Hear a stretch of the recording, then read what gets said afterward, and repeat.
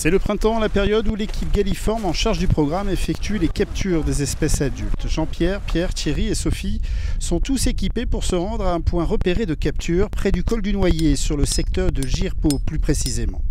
Après une petite heure de marche avec une pente de 45 degrés, l'équipe arrive sur le lieu dit et installe de suite le piège, une cage dans laquelle a été introduit un appelant, un oiseau d'élevage venant d'Italie. Thierry Fèvre, chargé d'études sur le programme, nous en explique le fonctionnement. Donc en fait, l'appelant qui est à l'intérieur va chanter, va attirer les oiseaux sauvages. Les oiseaux, la plupart du temps, donc, ils arrivent en tournant autour de la cage et après ils vont vouloir rentrer en contact avec l'appelant qui est à l'intérieur. Donc du coup là, ils montent ici, ils appuient sur le système de trappe qui est ici, la porte tombe, ils sont pris au piège et après en fait ils poussent un fil de pêche qui déclenche la balise ici présente et qui nous permet en fait depuis en bas de savoir s'il y a quelque chose ou pas dans la cage. Un système de capture renforcé par une caméra qui fait office de piège photo, un système qui est mis en place pour une durée de 2 à 3 jours maximum. Un peu plus loin, toujours sur le secteur du Noyer, un piège a fonctionné, un mâle a été capturé. L'équipe se rend sur place pour le récupérer en suivant un protocole bien précis avec comme mot d'ordre le silence, pour ne pas stresser l'animal, comme nous précise Jean-Pierre Serre, chef technicien à l'ONCFS. Chaque fois, on applique un mode opératoire qui est prédéfini et qu'on respecte pour chaque oiseau et qu'on reproduit à chaque fois. On procède à la prise de longueur de l'aile et ensuite pour la pose du collier, on veille à ce que le collier soit pas trop serré ni trop lâche pour qu'il ne perde pas.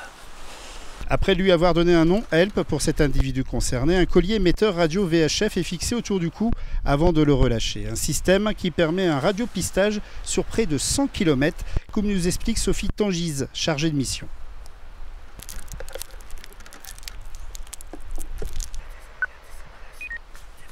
Alors là, en fait, le bip que vous entendez est un bip relativement lent qui signale que l'oiseau est vivant. Lorsque un oiseau est mort et que le collier ne bouge plus pendant un certain nombre d'heures, le collier VHF passe en signal mortalité et le bip, au lieu d'être bip, bip, bip, qui est le signal vivant, devient bip, bip, bip, bip, bip, bip, bip, qui signale que l'oiseau donc ne bouge plus n'a plus bougé pendant un certain nombre d'heures.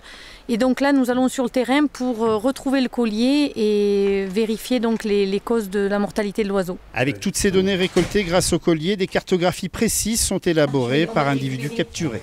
Une cartographie qui permet d'avoir les différents déplacements et comprendre si ce sont des animaux sédentaires, comme le précise Thierry Fèvre. Donc Ernest, c'est un individu en fait qu'on a capturé en 2015 et qu'on a suivi jusqu'à juillet 2017. Et il était vraiment très intéressant parce qu'on l'a pris sur la commune de la Cluse. Il a fait 5-6 km pour aller de l'autre côté du Dévoluy, plus direction Raboux. Et après, il a refait 35 km pour aller s'installer derrière Luce-la-Croix-Haute, dans le Trièves. Et donc du coup, voilà, ça nous a permis en fait de voir un peu toute la carte, son différents modes de vie. Donc il passe, on va dire, plutôt le printemps et l'été côté Raboux, et il va hiverner, on va dire, côté chaleur, on va dire, dans le Trièves. Voilà. Pour cette période printanière de capture qui a débuté le 11 avril et qui se finira vers le 15 mai, 37 pièges ont été installés pour une dizaine de captures. Depuis 2011, c'est 150 bartavelles qui ont été capturées dans le Dévoluy et donc étudiées.